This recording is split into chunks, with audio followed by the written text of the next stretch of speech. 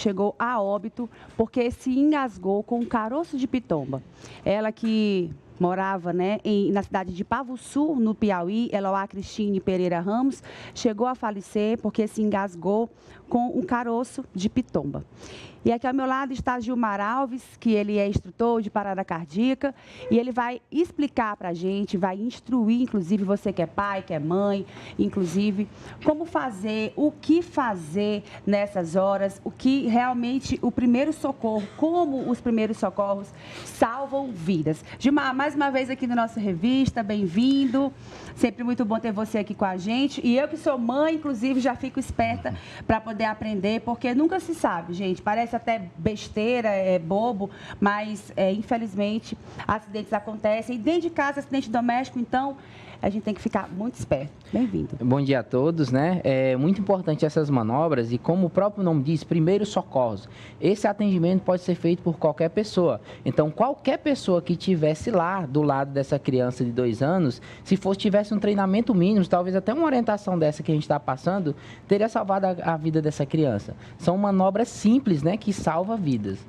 Lembrando que existem técnicas para crianças bebês, né? menores de um ano e acima de 1 ano tem outras técnicas, né? Isso mesmo. Vamos focar no caso dessa criança que lá, já tinha né? 2 aninhos, que tinha 2 aninhos. A partir de 1 ano você vai fazer uma manobra que eu vou demonstrar aqui nesse colete, né?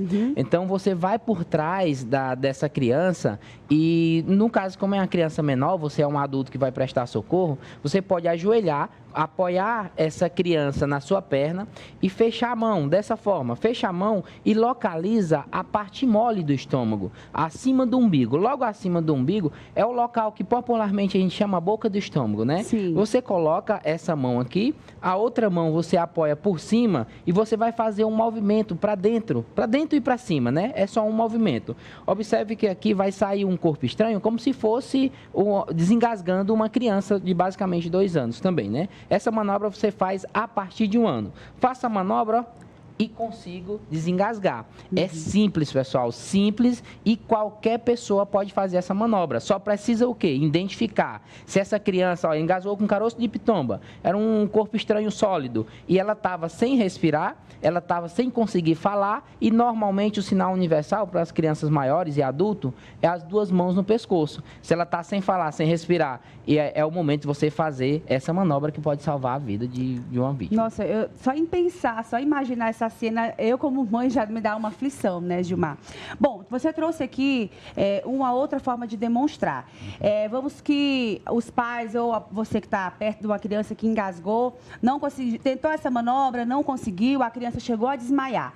Ela está desmaiada, qual é a próxima manobra que a gente pode fazer para tentar desengasgar essa criança? Excelente. Essa manobra que eu acabei de fazer, talvez muitas pessoas saibam, né? Apesar de a gente saber que, nesse caso, não tinha ninguém treinado no caso dessa criança lá. Parece óbvio, mas... Parece óbvio, né? Existe uma manobra que a gente tem um manequim bebê, que é para menor de 1 ano, né? Mas se for um adulto ou uma criança maior, eu vou fazer também ressuscitação cardiopulmonar se desmaiar. Se essa criança ou bebê desmaiar, você vai fazer compressões torácicas, se desmaiar em decorrência de um engasgo, né? Nesse caso aqui, a gente tem um bebê e eu vou fazer aqui só para vocês terem noção. Vamos supor que esse bebê desmaiou e só que o bebê, a manobra, eu dou golpes entre as escápulas e compressões torácicas. Esse bebê não conseguiu voltar e desmaiou. O que eu vou fazer? Fazer RCP. Com esses 2 dedos, eu vou comprimir. Se eu estou só, eu faço 30 compressões. Após as 30 compressões, eu abro a boca do bebê, eu tento visualizar o corpo estranho, só coloque o dedo na boca se você conseguir enxergar e retire com o dedo ou com a pinça. Se não visualizar e é um bebê que você é familiar, você pode fazer a ventilação boca a boca. A ventilação boca a boca é no sentido de fornecer algum oxigênio boca a boca, em média 17% a 18%. Observe o tórax aqui do bebê quando eu aplicar a ventilação. Observe que ele vai expandir. Olha só. Observe, isso é o que você deve fazer em um bebê desmaiado em decorrência do engasgo. RCP, após 30, observa, ventila, que o ventilar é popularmente assoprar, né? Exatamente. Para tentar fornecer interessante oxigênio. tu falar isso, Gilmar, porque às vezes a gente pensa que, como está engasgado, será que eu sugo ou eu assopro, né? Às vezes a pessoa vai fazer pensando que tá engasgado, então eu vou fazer assim. Mas, na verdade, é assoprar.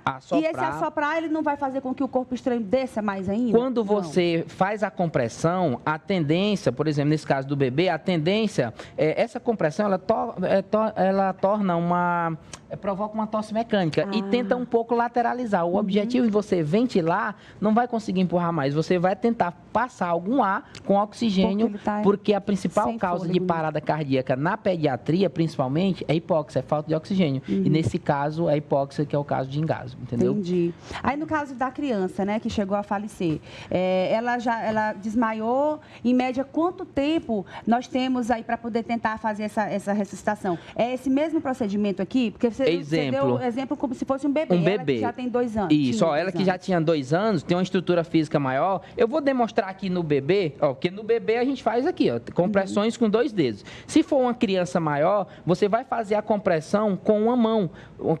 No bebê, 2 dedos, né? Estou simulando aqui como se fosse uma criança maior. Certo. Você vai fazer compressões com uma mão, mas a quantidade vai ser a mesma. Se você tiver só 30 compressões, abre a boca, tenta visualizar, só coloca o dedo se você conseguir enxergar o corpo estranho, para retirar com a pinça, né?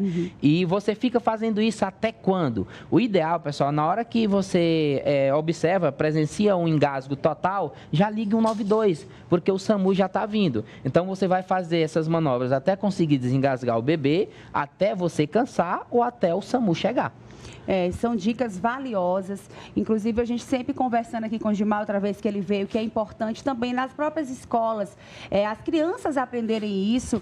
Vez ou outra, o Padura traz para a gente, ele que é lá de São Paulo, casos em que crianças salvaram a vida de outras crianças através dessas manobras, porque desde criancinha, se eles já aprendem isso entre si, quando for adulto, nem precisa, né, já como nós aqui, eu acho que deveria ser, desde criança, já ter isso como uma matéria, eu acho, não sei, nas escolas, né, Gilmar? Você sabia que existe uma lei, 8056, é uma lei estadual, né, que em 2023 foi publicada que todas as escolas públicas e privadas adicione a disciplina de primeiros socorros nas escolas, né? Além da lei Lucas, que obriga todas as escolas treinarem e instituições de recreação infantil treinarem seus professores em primeiros socorros, né? Tem também ou seja, essa disciplina faz com que a criança já cresça com a noção de prestar socorro. Isso é muito importante. Primeiros socorros realmente tem esse nome, não é à toa, como nós falamos. Parece óbvio, mas nós muitas vezes não sabemos como usar, não aplicamos. A gente tem sempre aquela caixinha em casa, um monte de remédio, um monte de coisa, que usamos, inclusive, de forma até errada, se automedicando, e não vamos aprender como fazer, muitas vezes, essas manobras. Lembrando que se fizer a mais, por exemplo, dessas, você falou 30, né? Pode acontecer alguma coisa, ou sei lá, pode fraturar, ou de repente resolve o engasgo e aí acontece um outro problema. Por isso a importância de treinamentos. Por quê? Porque, por exemplo, um manequim desse, esse é um manequim de simulação realística. Porque a gente sabe que quando você vai aplicar a compressão, principalmente se for em um bebê, as estruturas ósseas não são tão fortes. Por isso aqui, ó, por exemplo, o bebê aqui, ele me dá mais ou menos a noção da profundidade de 4 centímetros, que é a compressão para um bebê. Se eu fizer a mais, eu não vou seguir o protocolo, porque coisas erradas podem acontecer, porque apesar de ser básico, existe protocolo. Perfeito. Então, o protocolo de suporte básico de vida, que é a nossa referência para a ressuscitação cardiopulmonar no mundo, né, é a Associação Americana do Coração, que ela aborda esses protocolos, né? E só mais um detalhe importante, principalmente em bebês, né, existe a forma de você cortar o alimento, esses alimentos de formato arredondado, uva é um perigo. Pipoca você só pode dar a partir de 4 anos para crianças e bebês, porque tem um risco muito grande de engasgar. Então, a forma de você fornecer esses alimentos, ele pode ocasionar um risco muito grande. A pitomba realmente é bem perigosa. Bem arredondado, o caroço. A carne dela bem grudadinha ali no caroço. Inclusive, mais uma vez, a gente leva nossos sentimentos a essa família, com certeza que deve estar devastada. Gilmar, muito obrigada mais uma vez pela sua participação aqui no nosso programa. Volte mais vezes. É sempre bom falarmos sobre primeiros socorros, falar sobre consciência e ajudar o próximo, né? Esse programa vamos até programar outros temas como sangramento, um leigo para reconhecer o infarto e o AVC e saber o que fazer até o SAMU chegar. Perfeito. Porque às vezes a gente acha que só profissional da saúde é capaz de salvar a vida de uma pessoa, enquanto qualquer cidadão treinado pode salvar a vida. Perfeito, Gilmar. Que bom poder contar com você aqui, tá bom? Ai. Olha, a gente vai para um rápido intervalo comercial. O cheirinho aqui no estúdio tá maravilhoso, não tá, Gilmar? Tá, sim. Eu acho que a base ali da nossa banoffee já tá no ponto. Quando voltarmos, vamos fazer a montagem. E olha, sei que a apresentação vai ficar linda. Não sai daí que tem mais revista.